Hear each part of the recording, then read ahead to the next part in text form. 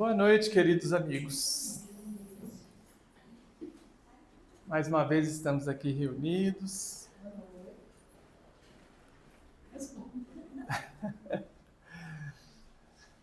Em nome de nosso Pai. Hoje nosso querido amigo Marco Rosa vai nos falar sobre a busca do sentido existencial. Como a gente transmite pelo web, então a gente fala sempre sobre as nossas atividades, fazemos todos os convites, fazemos a nossa leitura preparatória e, na sequência, após a prece, a gente passa a palavra para o Marco, certo? Então vamos lá.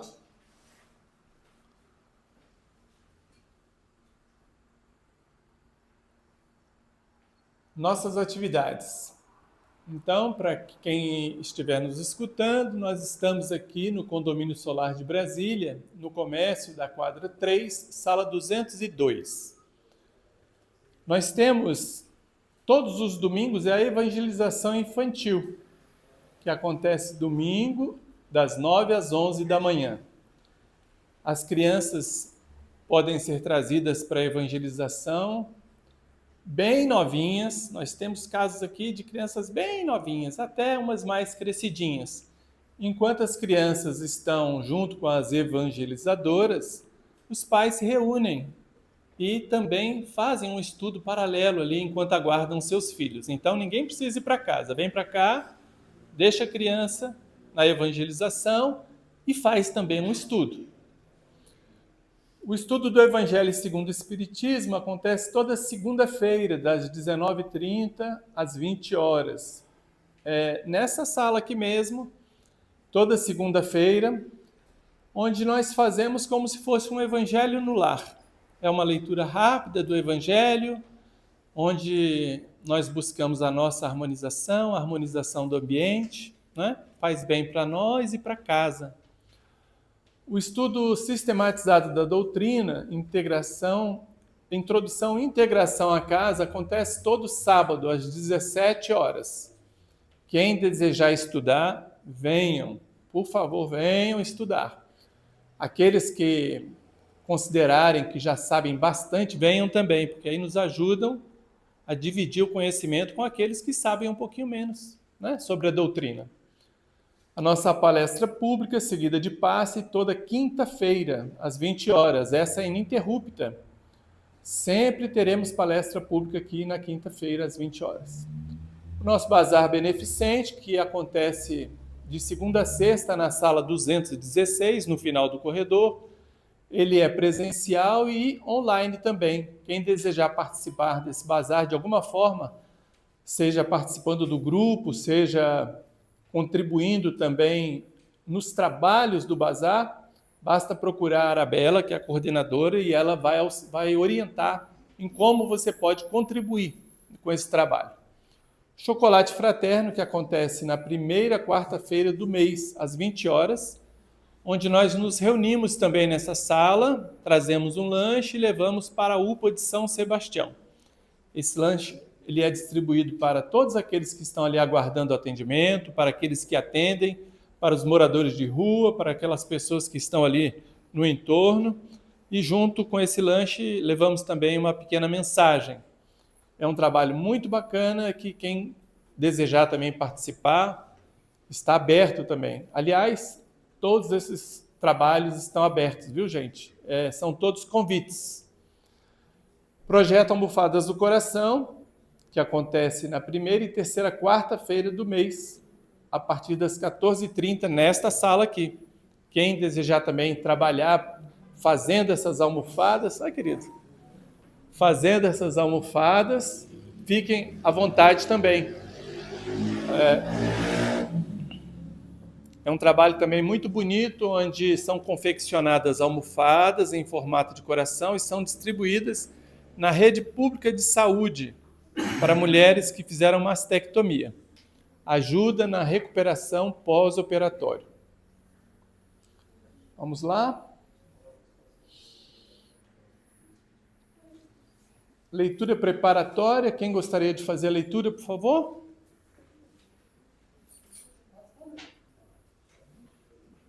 Entendamos. Entendamos, o objetivo da sua vida na Terra não constitui a autoridade, a beleza ou o conforto efêmeros. É o aperfeiçoamento espiritual. A fraternidade pura não expressa facciosismo de classe ou crença, pátria ou partido. É bênção de amor e de entendimento. A finalidade da educação não se resume no respeito cego a tradicionalismos e preconceitos. É disciplina aos impulsos próprios. A máquina não existe para automatizar a experiência. É recurso à prosperidade geral. A evangelização da infância não consiste em seu acondicionamento às nossas ideias. É o processo da emancipação infantil para a compreensão da justiça e do bem. O exercício profissional não consubstancia concorrência desonesta em louvor da ambição. É o ensejo de auxílio a todos. O conhecimento maior não representa ingresso à felicidade contemplativa. É libertação do erro com responsabilidade na consciência. A caridade não exprime virtude conforme a nossa inclinação afetiva. É solução a qualquer problema. A sua fé não significa exclusivo ideal para o futuro. É força construtiva para hoje. O seu estudo não se restringe à padronização de sua existência, à existência dos outros. É arma viva para a reforma de você mesmo. A melhoria moral não transparece desse ou daquele título honroso alcançado entre os homens. É luz manifesta em seu bom exemplo. André Luiz.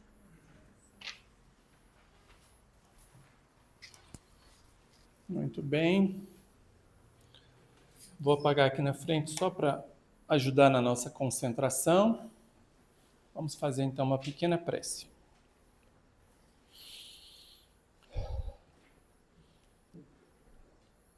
Pai querido, como somos gratos, Pai, por estarmos aqui neste momento. Como somos gratos por sabermos que junto de nós a espiritualidade amiga está sempre nos ajudando nessa nossa caminhada. Somos gratos por sabermos que todas as vezes que temos esses encontros fraternos, podemos dar as mãos, ceder nossos ombros e nos ajudarmos, nos auxiliarmos nesta caminhada, Pai. Somos muito gratos. Gratos pela nossa saúde, gratos pela nossa vontade, gratos por sabermos que no final alcançaremos o Senhor. Como é bom, Pai, sabermos que esta caminhada, apesar de difícil, é possível e que não estamos sozinhos. Temos a contribuição e a colaboração constante dos nossos amigos espirituais e daqueles nossos amigos que estão também encarnados. Além daqueles com os quais não temos tanta amizade, mas também tão importantes para o nosso crescimento. E assim, Pai amado, na certeza de que esta caminhada é possível, conforme demonstrou o nosso irmão Jesus, pedimos sua permissão para iniciarmos os trabalhos desta noite, dando graças a Deus.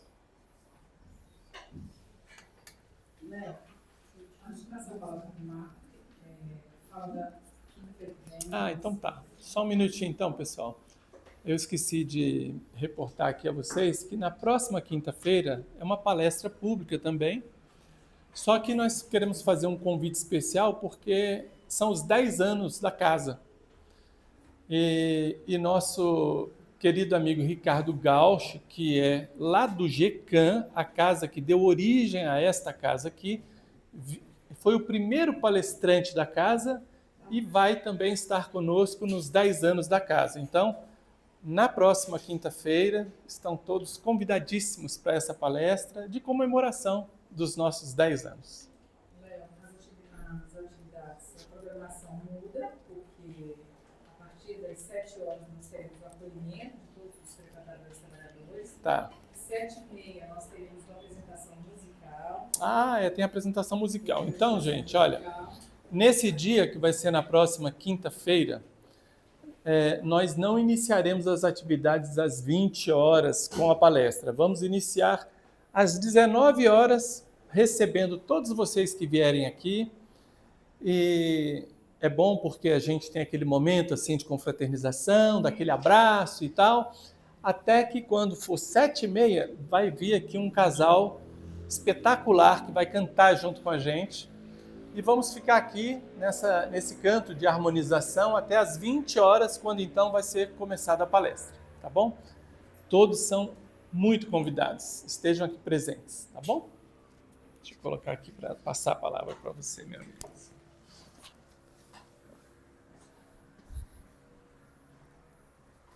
Ainda bem que eu escapei dos 10 anos, né? Abençoe-nos, Jesus, o nosso bom e amado Mestre, casa cheia, coisa boa. Temos andado divulgando a doutrina em palestras e seminários pelo Brasil.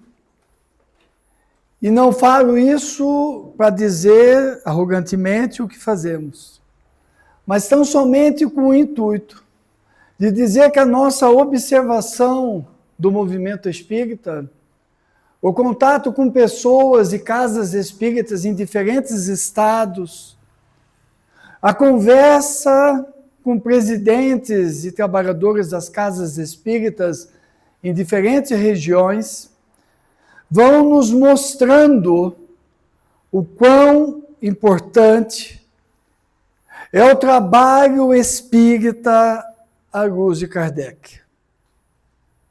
Os anos passados, as experiências profissionais que tivemos e que nos levaram a nos movimentarmos pelo Brasil e pelo exterior, quase sempre, para não dizer 100% das vezes, unindo o trabalho profissional com a atividade espírita, sem exceção, nos permite ter uma visão do movimento espírita e entender para onde estamos indo e para onde o espírita está indo, nessa hora bastante difícil e dificultosa que nós estamos vivendo.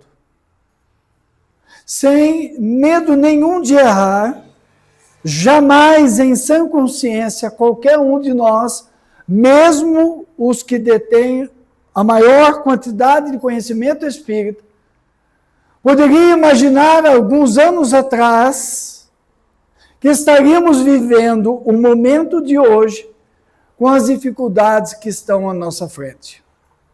Jamais imaginaríamos, e falo do alto de uma experiência de presidente de centro espírita, em quase todos os locais que eu passei, eu fiz 26 mudanças na minha vida. 26 mudanças. Para dizer que do alto dessa experiência, jamais nós imaginaríamos que nós estaríamos sujeitos às dificuldades de ordem íntima que nós estamos enfrentando hoje e nós espíritas dentro dela. Um caminhão de dúvidas e de angústias nos visitam diariamente. E nós nos questionamos o que está acontecendo, para onde estamos indo, quem controla esse trem.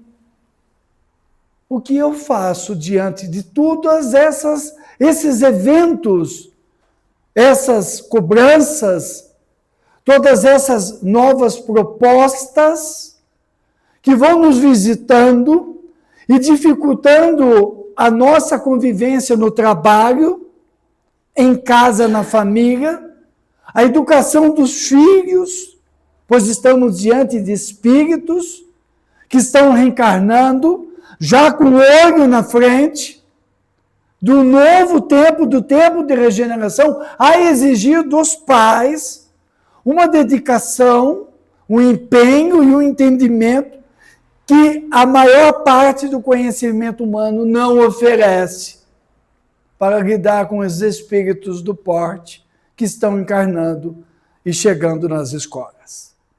A sociedade está totalmente desaparelhada para esse novo tempo que está chegando. As escolas estão desaparelhadas para esses espíritos que estão chegando.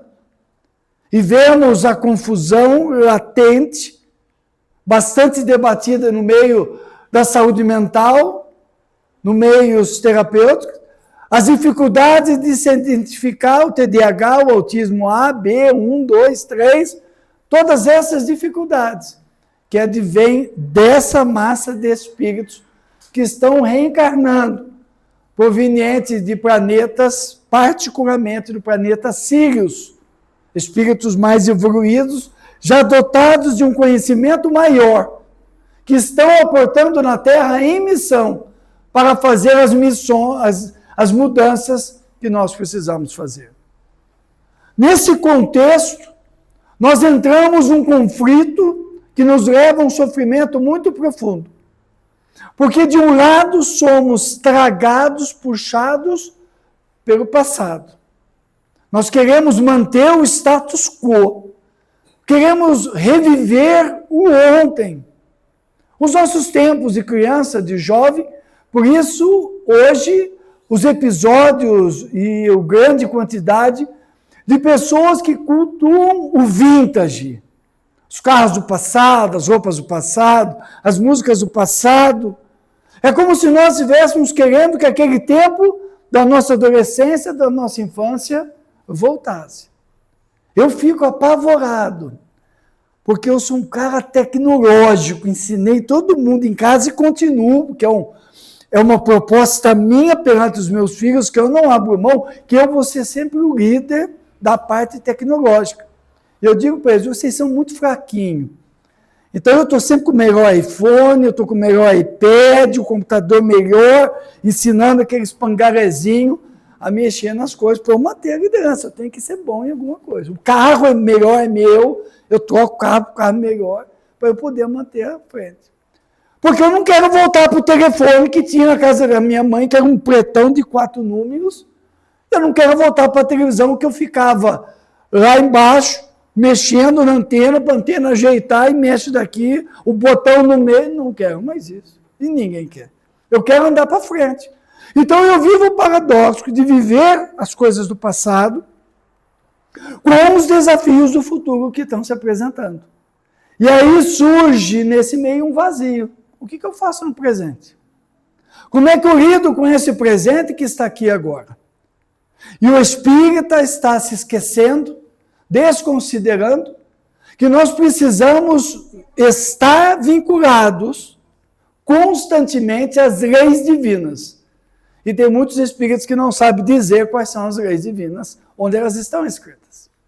E as leis divinas, como está no capítulo 1 do Evangelho segundo o Espiritismo, como está na introdução do livro dos Espíritos, como está na introdução do livro A Gênese, de Allan Kardec.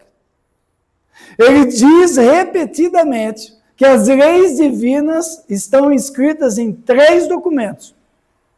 O primeiro documento são os 10 mandamentos. Não estou falando do Antigo Testamento. Os nossos irmãos evangélicos estão presos ao Antigo Testamento. São mais judeus do que cristãos, porque vivem nas falas dos profetas que não são lei divina. Lei divina é só os 10 mandamentos. Tanto que Jesus vai dizer, eu não vim destruir a lei, e apresenta a segunda lei divina, o seu evangelho. Eu não vim destruir a lei, eu vim dar cumprimento e ampliar. E diz lá no Evangelho de João, anunciando a terceira base das leis divinas. E eu pedirei ao Pai, e ele vos enviará o Consolador, que permanecerá convosco até o fim dos tempos. O Espiritismo.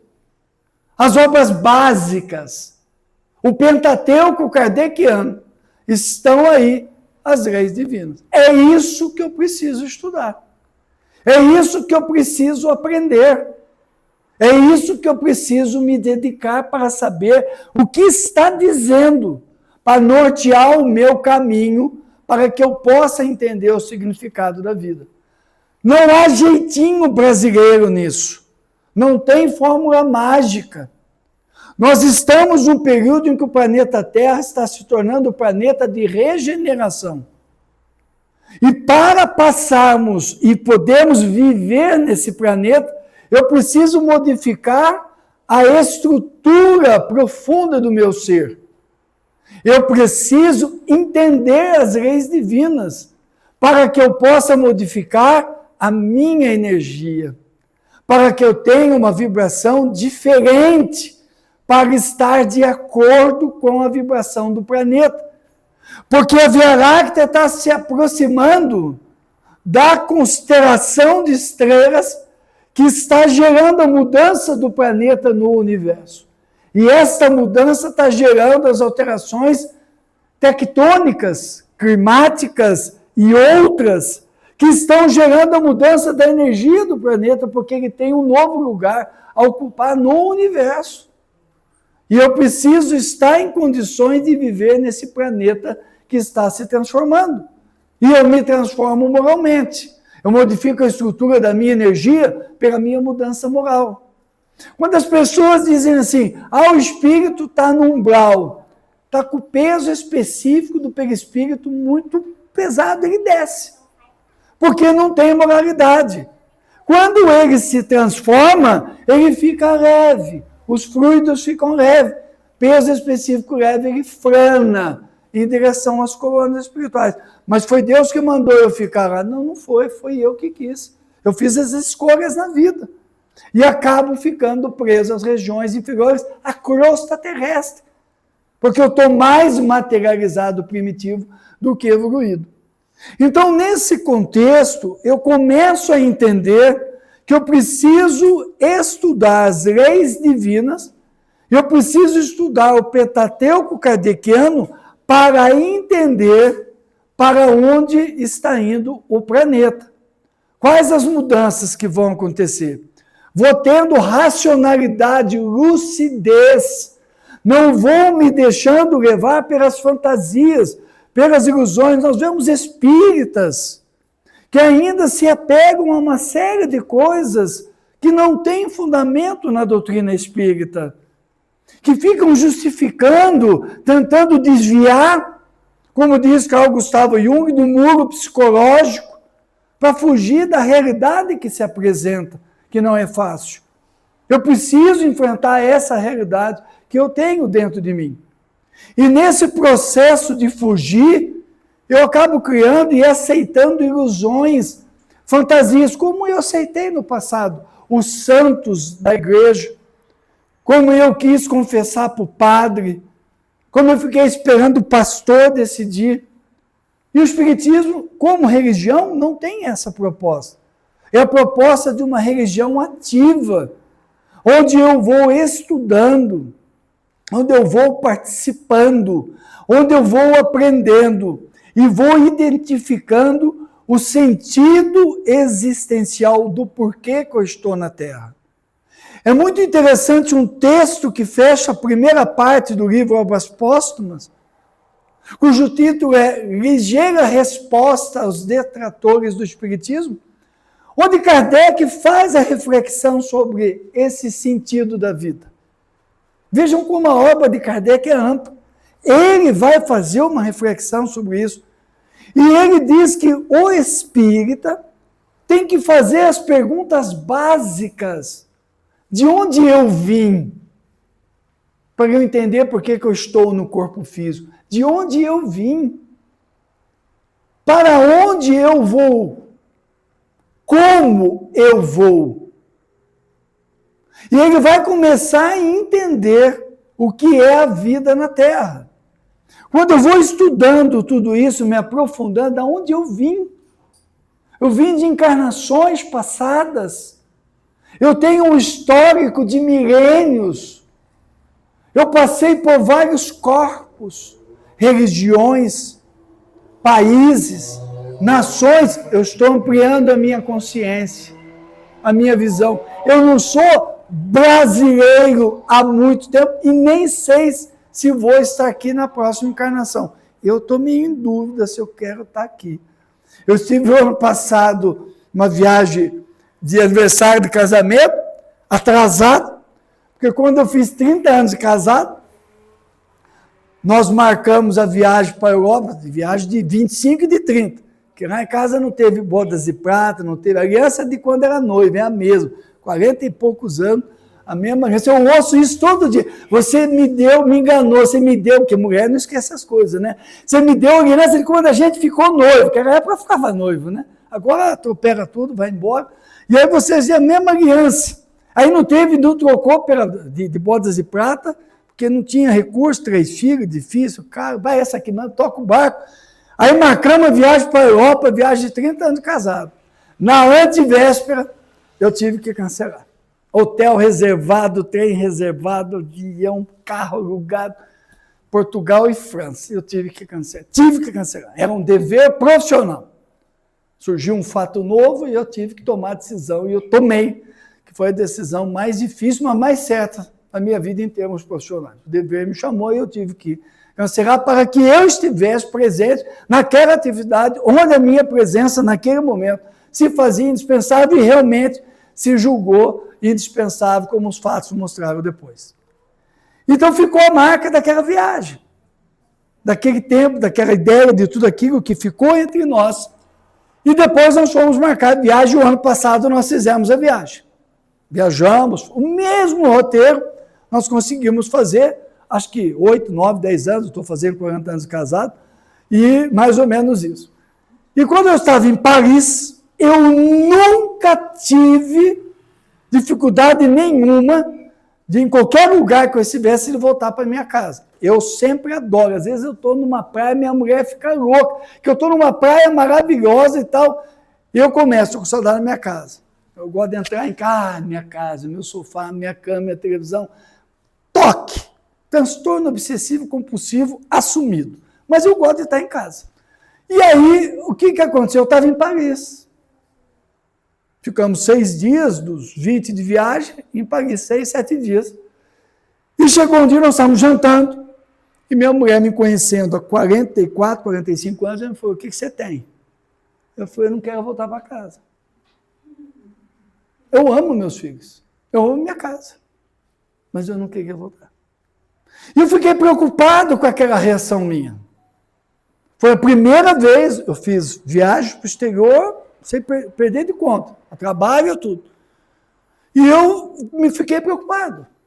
Comentando com a minha terapeuta, passou umas 4, 5 sessões, mas como que chegamos? Uma certa frustração minha com tudo que está ocorrendo no mundo e no Brasil. Uma certa perda do sentido existencial, pela fase que eu estou passando, pela fase da idade, dos novos desafios, e uma saudade, uma melancolia, como dizem os Espíritos.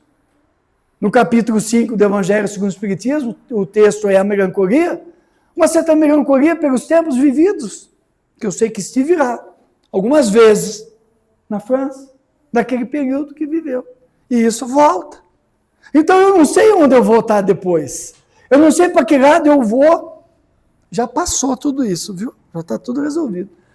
Mas eu não sei para onde eu vou depois. Então o espírita, ele vai com Kardec, aprendendo a ter as suas respostas. Ele vai entendendo que ele tem várias encarnações, que eu estou aqui de passagem, temporariamente, no corpo físico. Eu não vou permanecer aqui no corpo físico. E o que nós, como espíritos imperfeitos, estamos fazendo? Estamos vivendo a matéria. Nós estamos apaixonados pelas sensações da matéria. Estamos apaixonados pelo álcool, nós estamos apaixonados pela vida boa, pelo bem-estar. Nós estamos apaixonados pelas drogas, pelo álcool, pelo sexo. A gente está adorando viver tudo isso. Estamos esquecendo que o meu reino não é deste mundo. E quando tudo isso vai passando, fica o vazio existencial. Eu perdi o propósito da vida. Quantas pessoas estão ficando ricas, se aposentando e não têm mais propósito de vida? Um vazio toma conta, criou os filhos foram embora.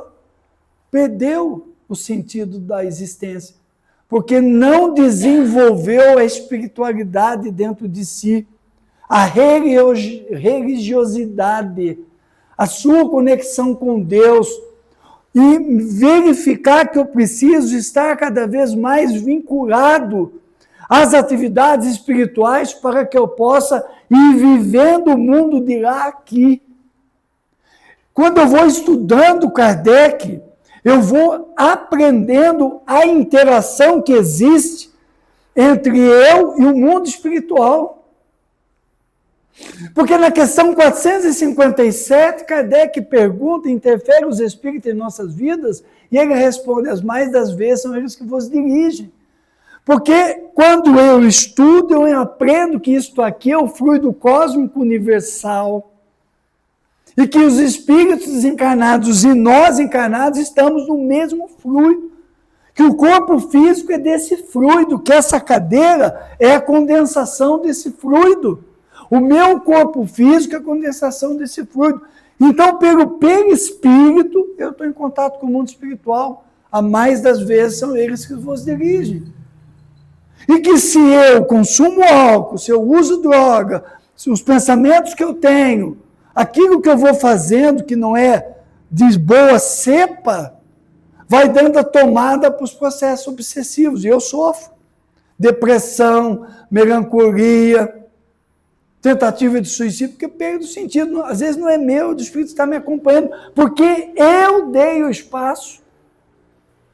Então nós estamos vendo nessas andanças o movimento espírita sentindo a necessidade de estudar Kardec para entender o sentido existencial da vida.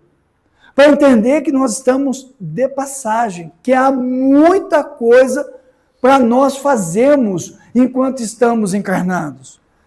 E uma das coisas que mais nós precisamos fazer é aprender, ter vontade de aprender. Eu estive, o ano passado, numa atividade com José Raul Teixeira, em Manaus, depois nós tivemos juntos em novembro, no Rio de Janeiro, em atividades em seminário, no Movimento Espírita, e lá em Manaus, o Raul fez uma fala, o Raul vai estar agora aqui, ou abril ou maio, no Centro Espírita Vinha de Luz, vai vir lançar o seu último livro, psicografado, que ele psicografou, do Espírito Camilo, e ele fez uma fala sobre o aprender, o quanto que os espíritas perderam a vontade de aprender o espiritismo. E estão se enganando. Ele falou, até quando nós vamos nos enganar?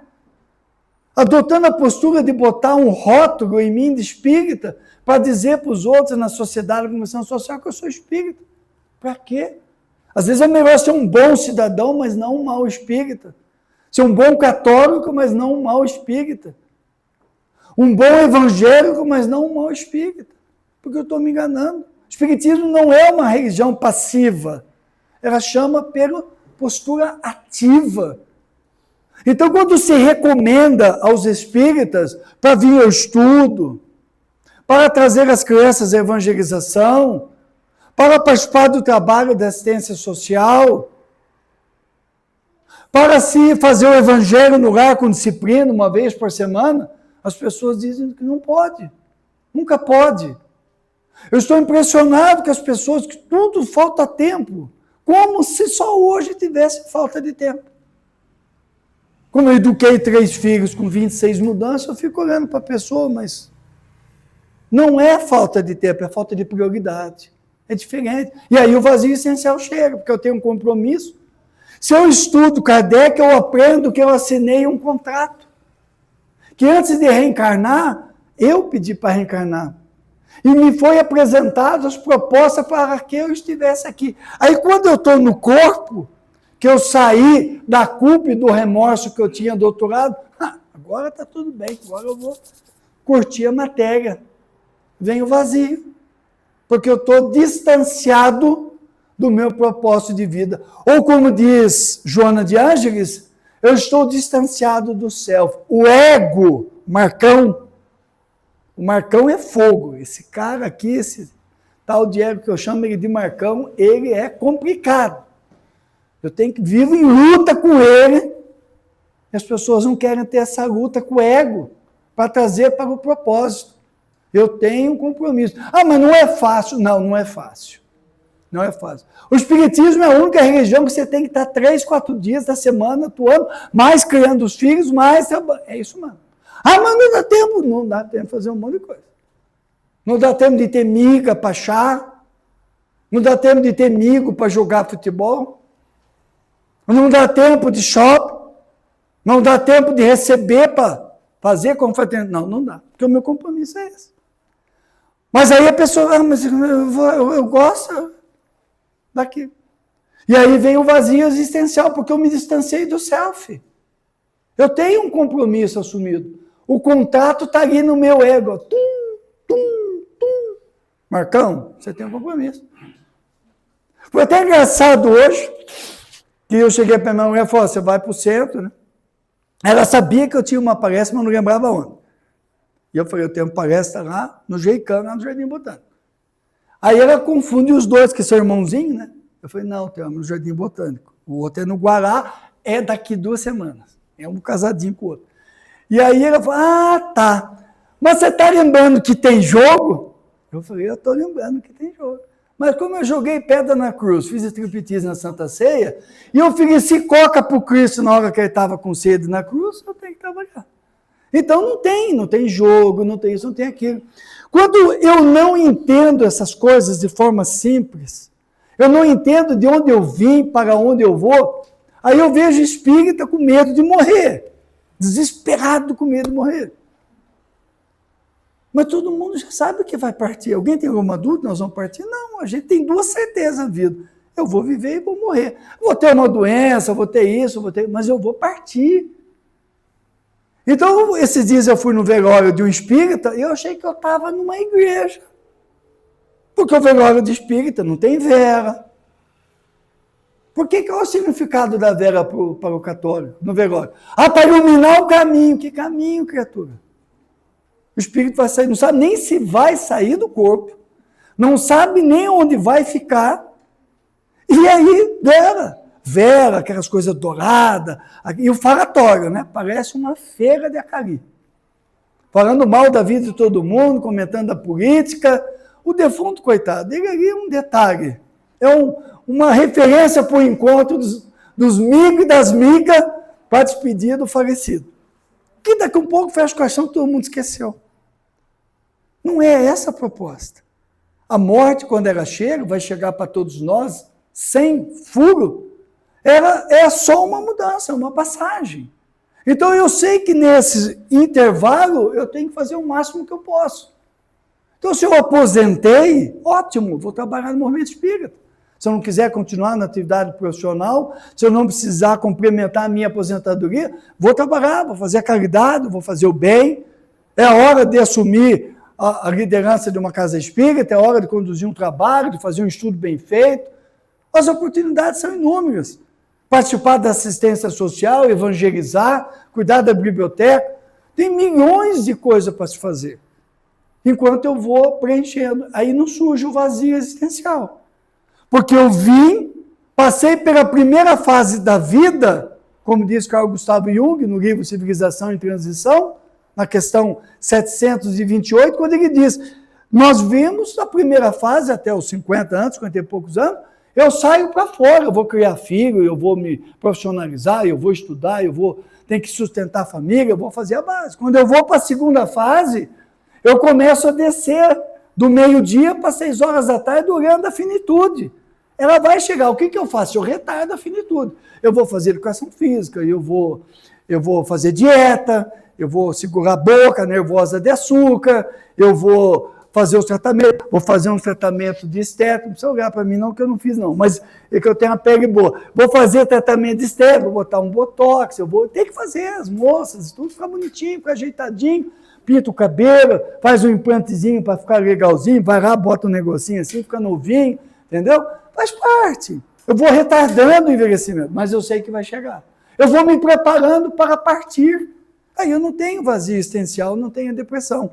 Porque quando esse vazio chega, porque eu, como eu expliquei, me distanciei do self, do meu propósito de vida, do contrato que eu assinei, vem as fugas. E aí vem o álcool, aí vem a droga, aí vem a pornografia, daí vem a compulsão alimentar.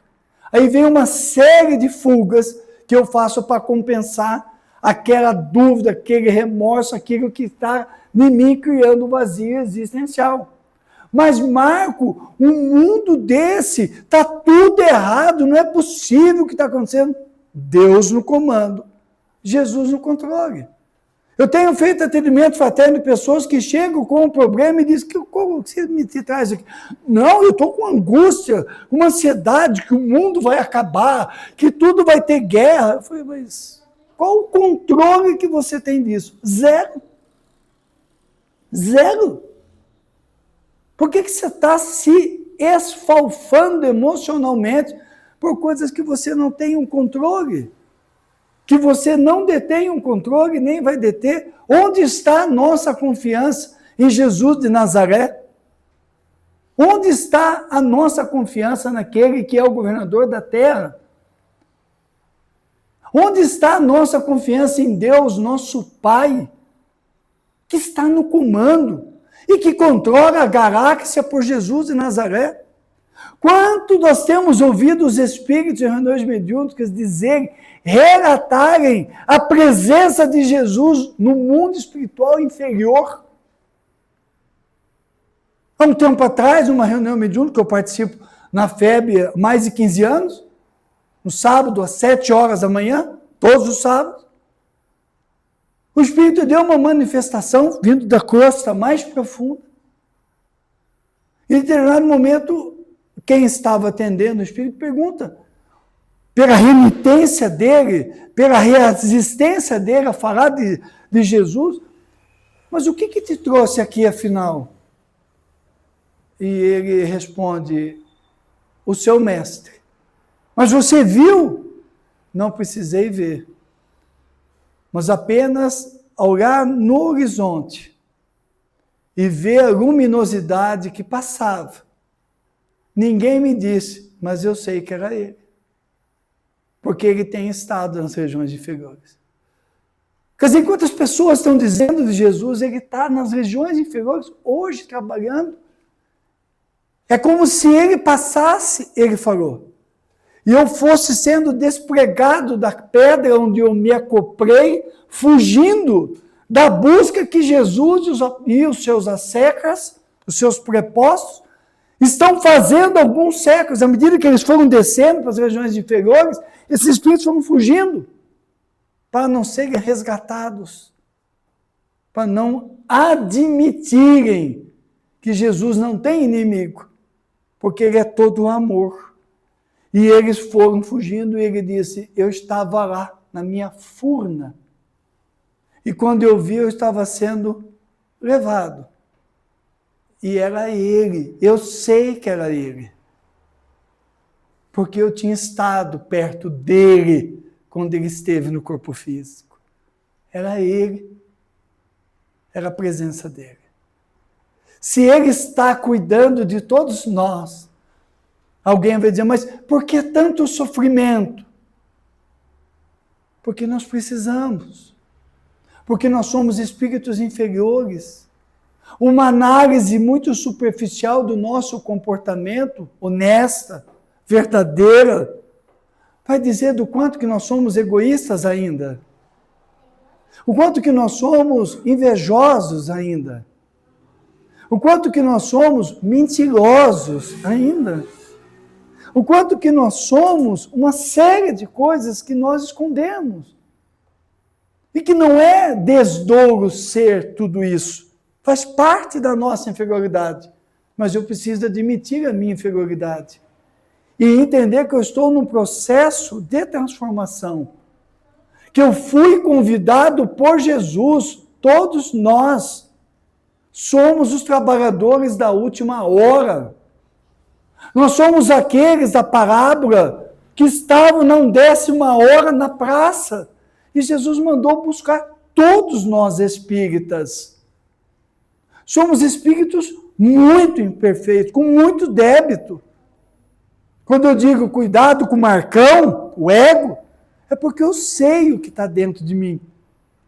O que é perigoso, as reações que temos, o que falamos, o que dizemos, quando traímos, nos permitimos isso, aquilo, faz parte da nossa fragilidade. Mas o amor de Jesus nos trouxe aqui, nos deu as condições de estarmos aqui, naquela que é a religião do futuro, naquele que é o Consolador prometido. Ele nos deu o que é de melhor, como ferramenta, para que eu faça a minha transformação, para que eu aprenda e responda as perguntas da minha existência, de onde eu vim, por que estou aqui, para onde vou. Eu já sei com o Espiritismo de onde eu vim.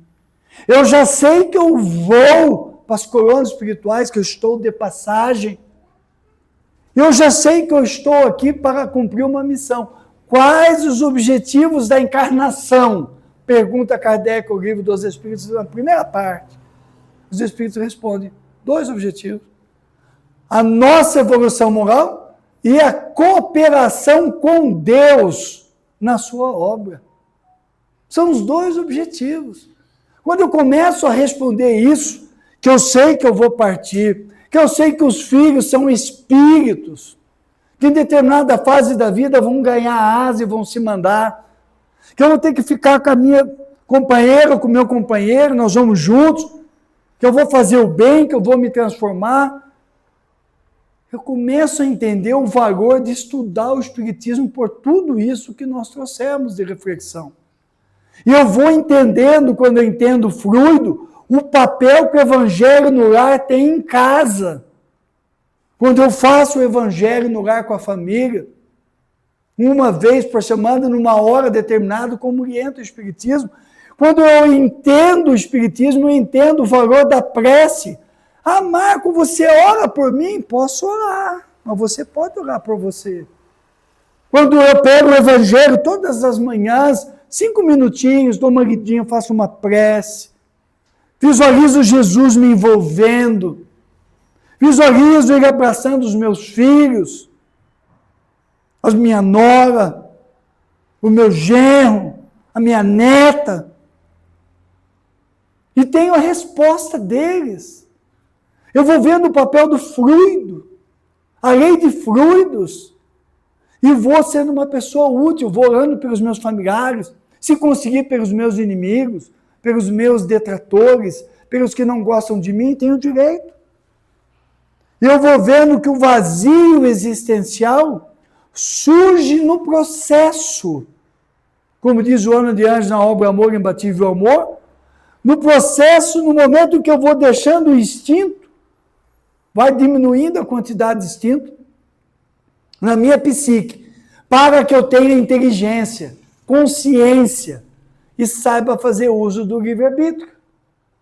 Esse momento gera um vazio, um medo, a insegurança pelo que virá à frente. Porque até agora eu estou acostumado com os instintos, com as sensações primárias.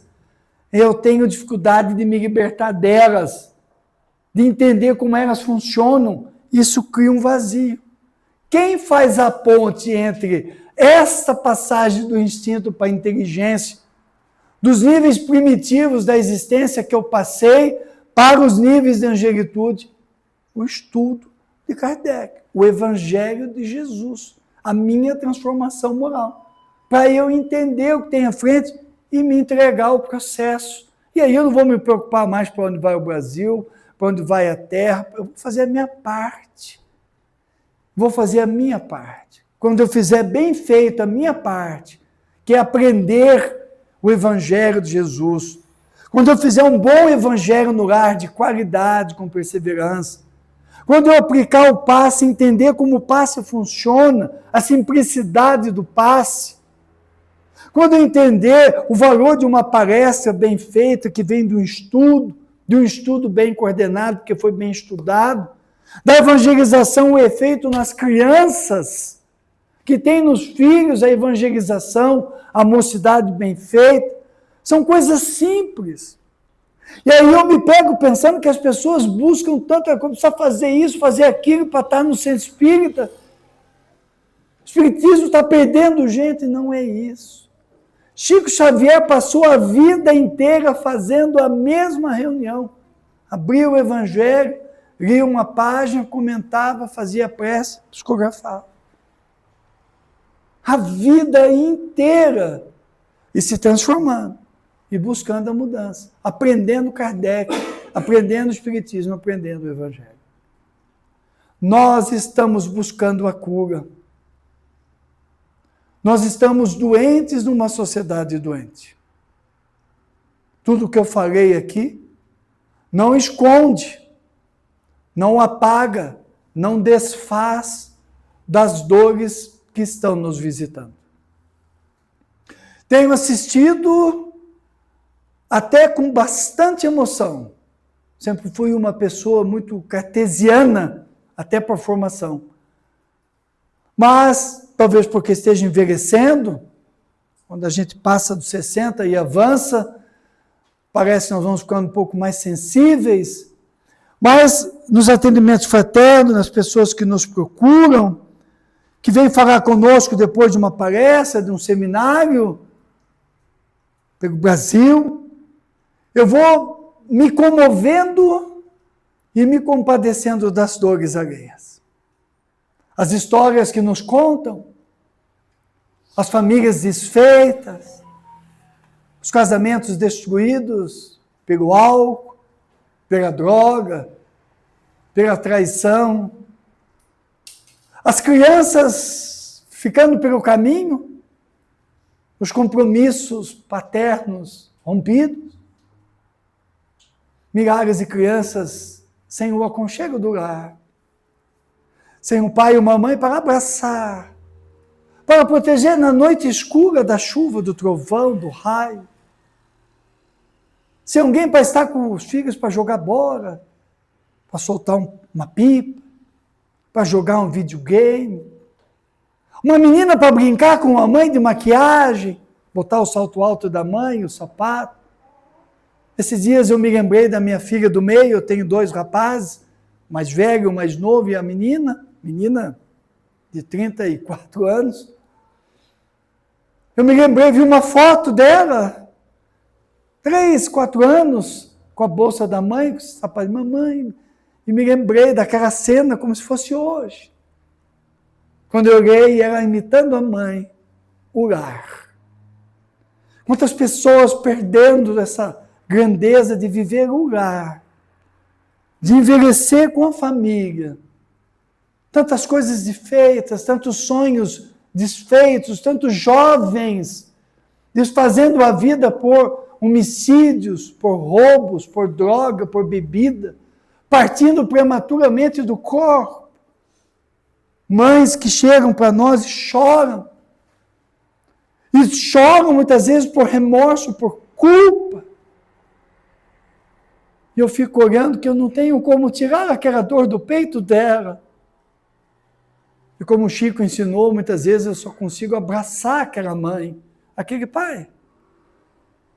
Nós estamos buscando a cura, e é Jesus que vai nos dar a cura.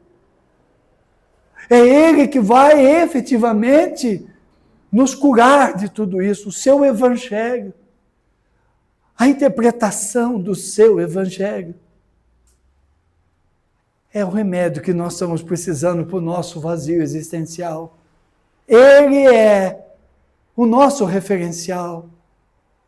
Por isso, que nas obras do Espírito Amélia Rodrigues, na série evangélica psicografada por Divaldo Franco, que começa lá com o livro Primícias do Reino, quando ela começa a trazer as narrativas escritas no mundo espiritual, dos filmes gravados no mundo espiritual, onde ela traz a história que não está na Bíblia. E ao longo de várias obras, quando voltar a primavera, e outros tantos, Luz do Mundo, ela vai falando da vida dos apóstolos, dos irmãos de Jesus, vai narrando os encontros de Jesus com Maria, os colóquios de mãe e filho, vai nos trazendo um Jesus que viveu na terra no corpo físico em abundância, cumprindo a missão que o Pai lhe confiou, como ele mesmo disse. Os livros da Amélia Rodrigues são todos eles, na minha humilde opinião, muito impactantes. Tive a honra e a possibilidade de ter lido todos e de aprender a admirar Jesus, de aprender a desenvolver um amor por Jesus pelo tamanho do compromisso que ele tem conosco. Aprendi com o tempo a verificar o quanto, na verdade, ele me ama e me amou. Pelas páginas do teu Evangelho, pelas páginas da Amélia Rodrigues. Tenho desenvolvido um amor enorme, uma gratidão enorme a esse ser, por tudo que ele tem feito por nós. Mas, foi lá no último livro que ela psicografou, pelas mãos de Divaldo Franco, Divaldo já muito cansado, exaurido, pela sua longa existência no corpo físico, ela publicou o livro O Essencial. E lá no capítulo 14, um texto cujo título é A Cura. E quando eu li aquele texto, eu estava nas vésperas de um seminário em determinado estado. E eu estava lendo o livro. Eu tinha acabado de comprar, tinha sido lançado, eu já comprei, já chegou, eu já fui ler. E eu estava lendo, madrugada alta, minha mulher ressonando, dormindo. E eu fiquei impressionado com aquela lição. Me tocou profundamente. A cura. Que diz mais ou menos o seguinte: Sidom era uma cidade, à época, localizada na região da Judéia. Hoje, Sidom é um porto do Mediterrâneo no sul do Líbano.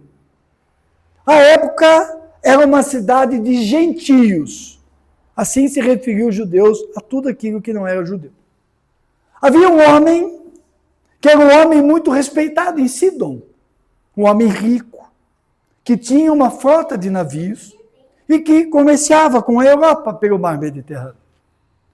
Esse homem tinha 2 filhos e uma esposa que ele amava de paixão. E a tudo se dedicava para aquelas pessoas. Não era um homem de religião, não era um homem de sinagoga, era um gentio, não tinha religião. Mas era um homem bom. Esse homem, determinado dia, ao fazer a barba, se deparou com a lâmina passando num determinado ponto, onde deveria doer, mas não doeu. Uma mancha que ele viu. E ele estranhou. Em seguida, um acidente doméstico e ele não sentiu nada. Procurou um conhecido, e esse conhecido que dominava o que se chamava na época de artes médicas, lhe disse: você está com lepra. E ele guardou o segredo. Começou a tomar as infusões que lhe foram dadas. E passou a procurar tudo que tinha de informação.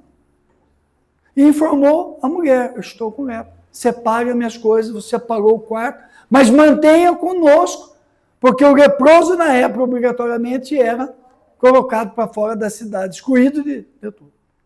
Alguns dias se passaram e eles tiveram uma discussão corriqueira de casal. E era no auge do nervoso. Ela diz: você, seu leproso.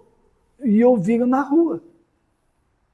E alguém ouviu e difundiu que ele estava leproso. Ele foi expulso pela própria mulher da casa, apartado dos filhos e da mulher, colocado junto com os leprosos para fora de Sidom. E esse homem entrou num estado de depressão profunda, o que piorou a lepra rapidamente. Quando ele se deu conta, ele estava tomado de feridas, sem expectativa nenhuma. E certo dia, final da tarde, começo da noite, que ele começava a andar nos arredores da cidade buscando coisa para comer, esperando a morte chegar, ele se deparou com um grupo e perguntou para esse grupo: onde vocês estão indo? nós estamos indo a Cafarnaum. Mas por que vocês estão indo? Porque o profeta Nazareno vai estar lá falando e nós queremos ser curados por ele. E ele nunca acreditou em profeta. E pode ir, eu não acredito em profeta. Mas aquela noite ele teve uma noite agitada. Ele caminhava para um lado, oposto a Cafarnaum, depois ele caminhava de volta na direção do Cafarnaum. Até que ele resolveu ir para Cafarnaum.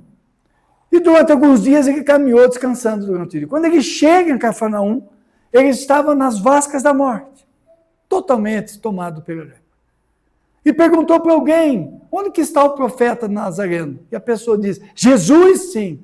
Ele está ali, ó. É aquele que está falando. E a multidão tomava a praça e a beira do mar de Genezaré, do lago de Genezaré, e Jesus falava na areia, em cima de um montículo que colocaram. E ele começou a ouvir Jesus à distância, escondido. E foi tomado de forte emoção. Ele foi para buscar a cura da lepra. Olha o detalhe.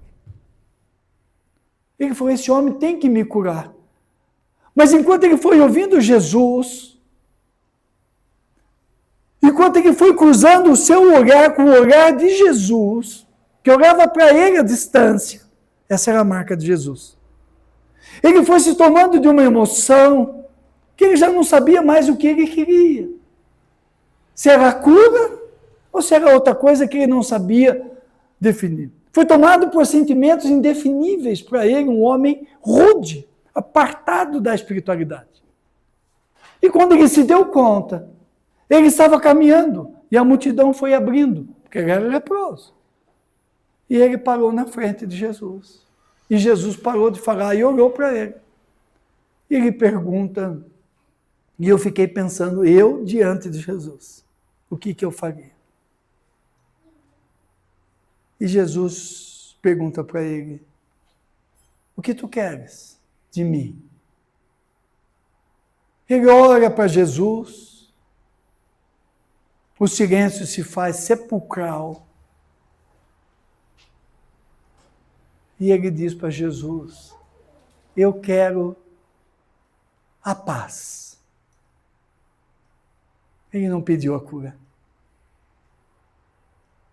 E a Mary Rodrigues explica que a paz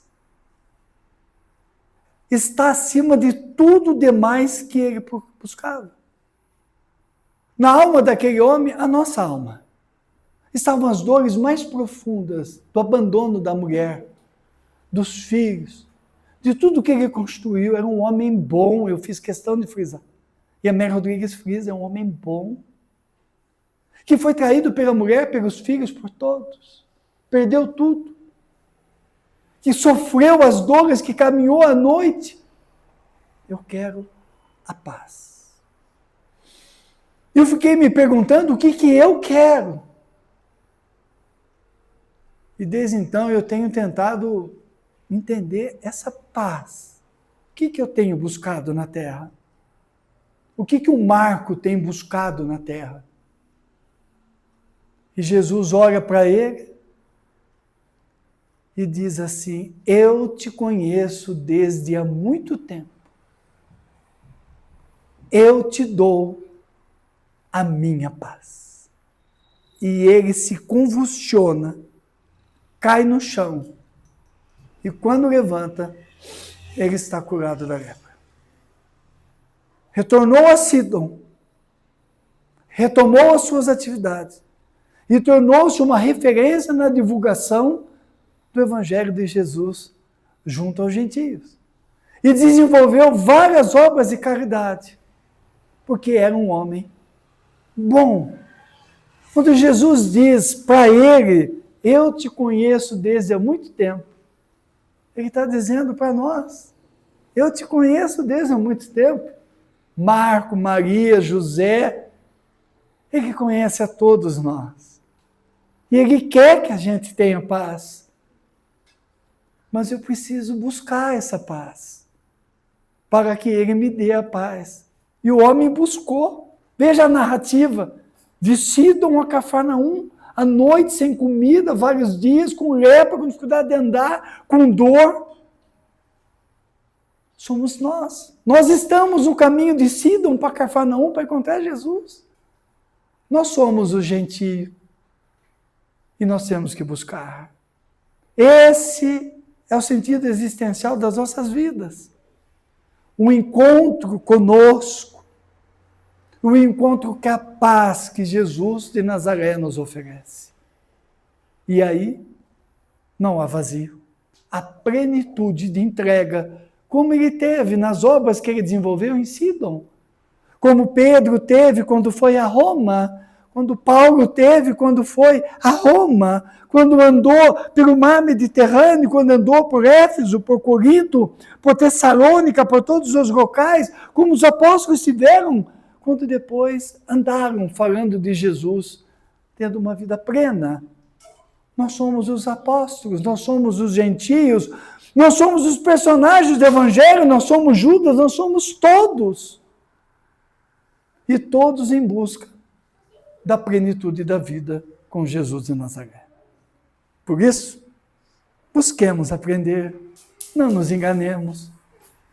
Prestemos atenção nas nossas escolhas e brindemos cada dia, pois que Ele nos conhece desde há muito tempo. E mais do que tudo, Ele nos ama profundamente, muito mais do que nós nos amamos a nós mesmos. Por isso que nós precisamos dele. Caminhemos no nosso caminho ao encontro de Jesus de Nazaré. E todo o vazio existencial sumirá das nossas vidas. Jesus conosco sempre.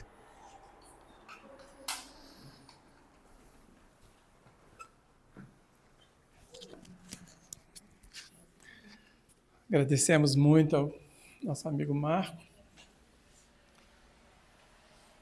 Normalmente, quando a gente escuta uma palestra, a gente termina assim, temos muitas reflexões a fazer.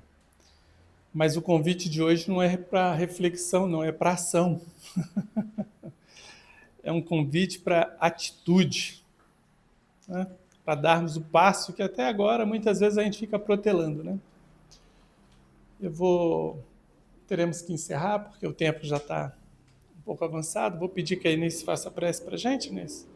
A Inês vai fazer uma prece de encerramento. Na sequência, nós faremos o passe aqui na sala ao lado. Quem desejar tomar o passe, basta ficar sentadinho aqui, mantendo a vibração, e serão chamados para o passe. Eu vou apagar aqui para facilitar a nossa concentração e vou deixar apagado para que a concentração se mantenha enquanto a gente está aguardando, ok?